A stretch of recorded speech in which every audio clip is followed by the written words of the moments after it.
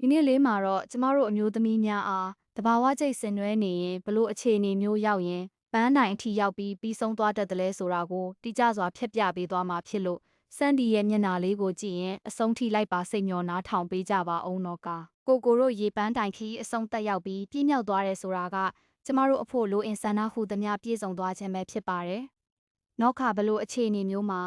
လေးကျင်ခန်းကြီးအပြေးသက်ဆေးလဲဆိုတော့ကျမ်းမာရေးလေးကျင့်ခန်းဆင်နွှဲလို့စိတ်များတဖွာဖွာပေါ်လာတဲ့အခါမျိုးမှာတိုင်းမှန်ဆုံးတက်ကြမ်းနဲ့ကာရတဲ့ဆရာကြီးနဲ့တိုက်ရိုက်တွေ့တဲ့အချိန်ကျမတို့ကိုရင်ခွင်ထဲထည့်ပြီးလက်ချောင်းလေးကျင့်ခန်းတွေကိုခဏန်တွန်းနိုင်လေးကျင့်ခန်းတွေကိုလာက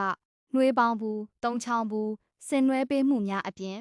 ချိုရောဖက်ရောက်တပြိုင်နက်လေးကျင့် train ပေးတာ15မိနစ်လောက်ကြာသွားရင်ခြေချောင်းလက်ချောင်းများအထိတဖြန့်တဖိမ့်ဖိမ့်ထွေးချောင်းများစီးဝင်က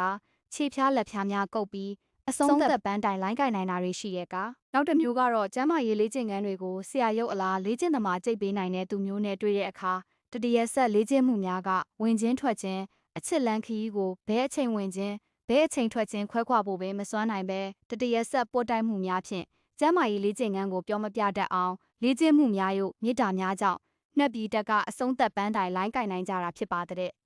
ရှင်ခကဲကိုစန်ဒီလေးဒီနေ့ပြောပြပေးသွားခဲ့တာကတော့ကျမ်းမာရေးဗဟုသုတများသာဖြစ်ပါတယ်။နောကနေရက်ချတိုင်းမှာလည်းအခုလိုမျိုးထိမိအေးဆက်နေတဲ့ကျမ်းမာရေးဆိုင်ရာအသိပညာမြောက်များစွာပေးသွားမှာဖြစ်လို့ channel လေးကို like and subscribe လုပ်ရင်းစောင့်မျှော်အားပေးနားဆင်ကြပါအောင်ရှင်ခအားလုံးကိုအများကြီးချစ်ပါတယ်။